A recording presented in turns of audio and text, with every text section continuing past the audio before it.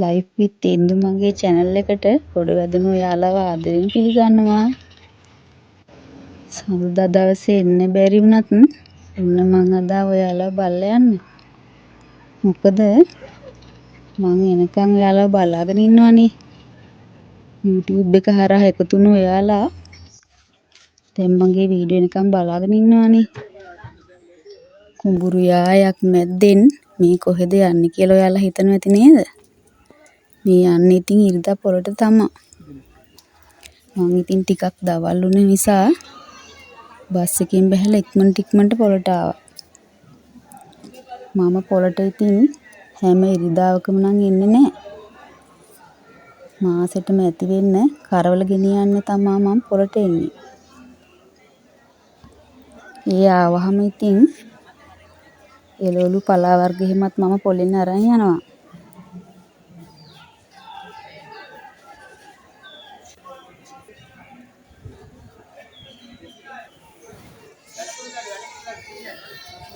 පොළේ ඉතින් හැම දෙයක්ම වගේ තියෙනවනේ.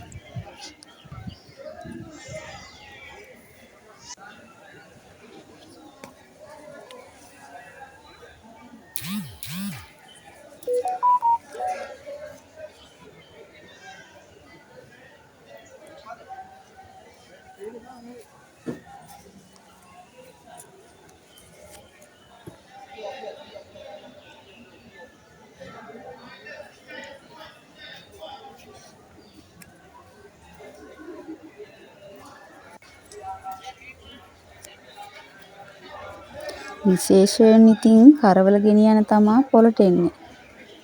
ටිකක් පොළේ ගණන් අඩුයි කියලා මට හිතෙනවා.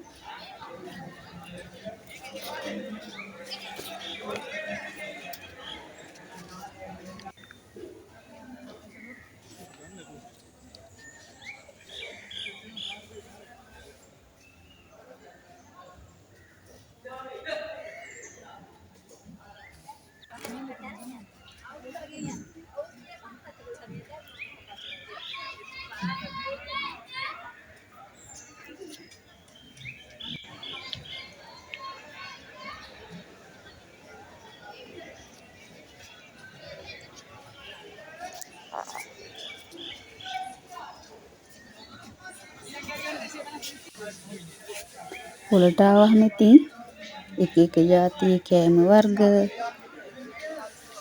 ගොඩක් જાති ගන්න පුළුවන් පොළෙන්.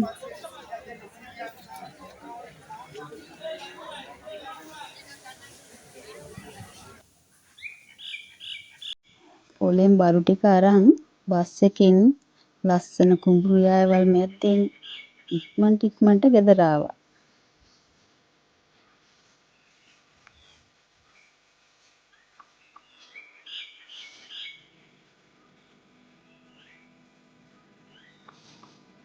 මේක ලොකු කුඹුරු යායක්. බලන්නකො ලස්සන ඉතින්.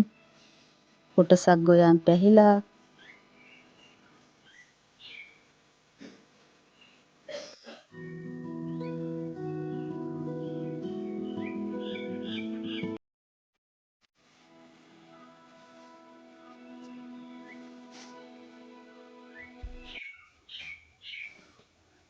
ගෙනාව එළවලු ටික අස් කරගමුකෝ.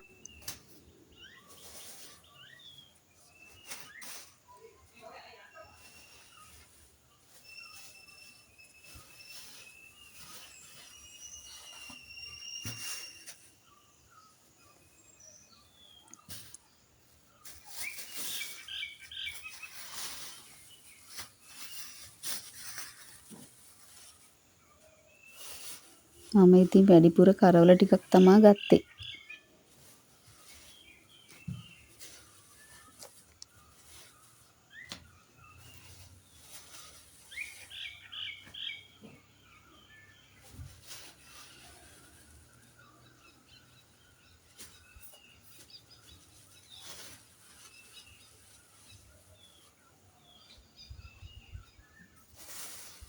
මට පොළෙන් හොඳ රටකජු වගේත් හම්බුණා.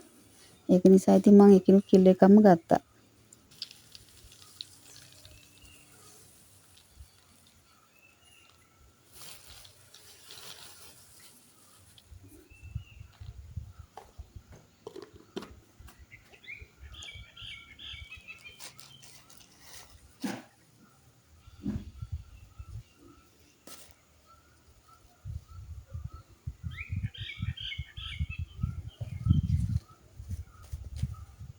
මුං ඇටත් ගත්තා. අවසර තියෙනවා මට පොඩි රස දෙයක් හදාගන්න.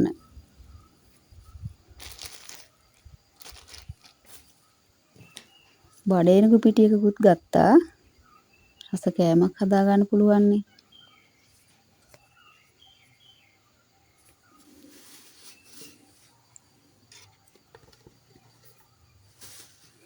මම කරවල අසුරන්නේ මේ වගේ මැටි ලොකු ඇතිලියක.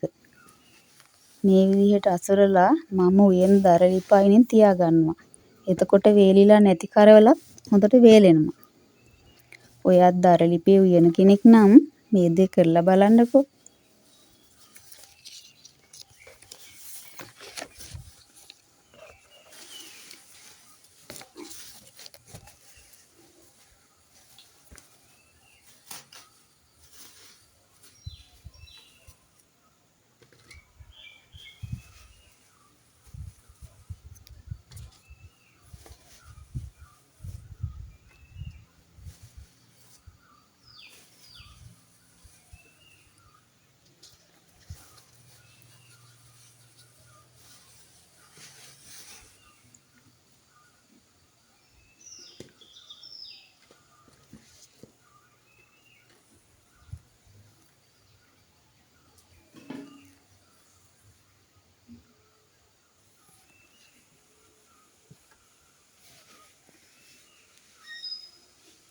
මම කෑම රසවත් කරන 3-5ක හදාගන්නේ ගෙදරදීම තමයි. ඉතින් දැන් මගේ හිරට උයන ව්‍යංජන වලට දාන 3-5ක ඉවර වෙලා. අපි උයන කෑම රසවත් වෙන්නේ අපි ඒකට දාන 3-5කින්නේ. ඉතින් මම හිරට උයන ව්‍යංජන වලට දාන 3-5ක හදාගන්න විදිය බලමුද? ඉතින් මම හැම දෙයක්ම හොඳට හොදලා වේලලා තමයි මේ අරන් තියෙන්නේ. මම කිරලා අරන් තියෙන්නේ. හැබැයි ඔයාලට අර කිරා ගන්න එකක් නැති හින්දා අපි රයිස් කුකර් එකේ කප් එක භාවිතා කරලා මැනගමුකෝ. හැම ගෙදරකම වගේ සාමාන්‍යයෙන් මේ වගේ කප් එකක් තියෙනවනේ.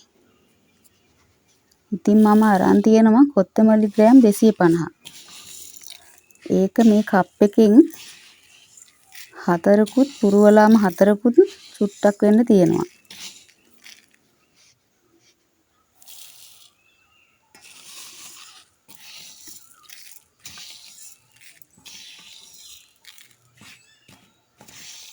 සාමාන්‍යයෙන් අපි 4යි කාලක් වගේ කියන්නේ. ඒ ප්‍රමාණයට වගේ තියෙනවා.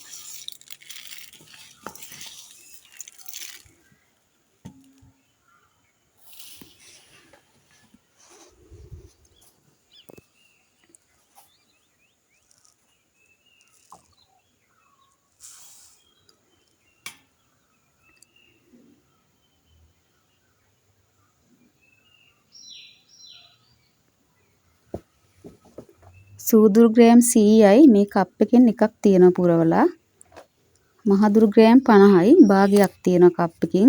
උළුහාර ග්‍රෑම් 50යි එකත් භාගයක් වගේ තියෙනවා. මුං ඇටක් තියෙනවා කාලක් කෝප්පෙන්. අබත් කාලක් තියෙනවා. රම්පේ කරපිංචා සෝදලා වේල්ලා අරන් තියෙන්නේ. රම්පේ කුඩාවට කෑලි කපලා තියෙනවා. දැන් අපි කොත්තමල්ලි එක සාමාන්‍ය ගින්දරේ බැද ගන්න ඕනේ.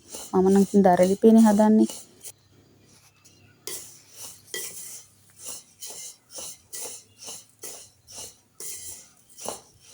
මම ඒකටම කපාගත්ත රම්පේ කෑලි ටිකයි කරපිංචා එකතු කර ගන්නවා. ටිකක් බැදීගෙන එනකොට මේක තද ගුරු පාට වෙනකම් බදින්නේ නෑ. සාමාන්‍ය ගානට බැද ගන්නවා.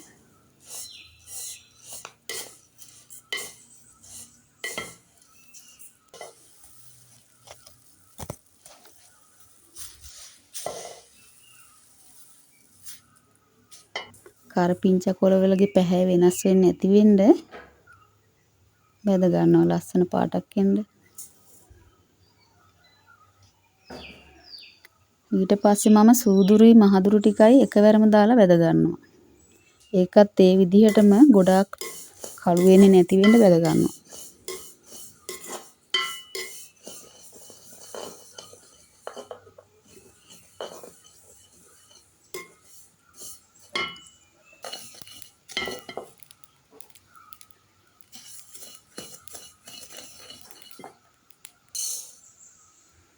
මෙන්න මේ ප්‍රමාණයට වගේ බෙද ගන්න.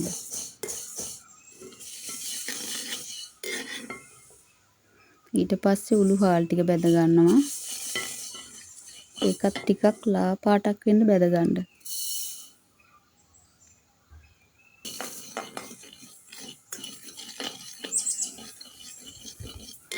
ඊට පස්සේ අබ ටික බෙද ගන්නවා.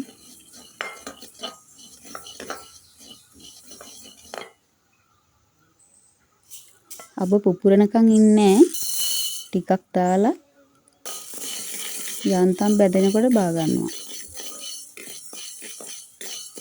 ඊට පස්සේ මුං ඇට ටික. මුං ඇට නම් ටිකක් බෙදෙන්න තියාගන්න ඕනේ. නැත්තම් මේක මේ කල් තියාගන්න එකක් හින්දා මේ වගේ ලස්සන පාටකට මුං ඇට එනකොට අයින් කර ගන්නවා. දැන් ඔක්කොම ටික බෙදගෙන ඉවරයි. දැන් ඔක්කොම ටික එකට දාගමුකෝ.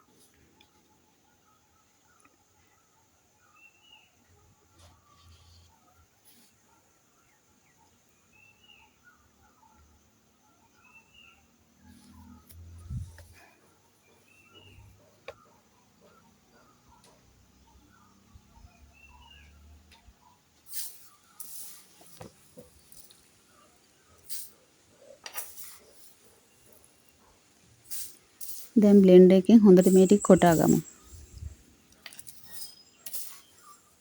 අපි උයන මාළුවට හොඳ උකු බවක් එනවා මේ හොද්දට එහෙම මේක දැම්මහම. ඒ වගේම හොඳ රසයක් එනවා.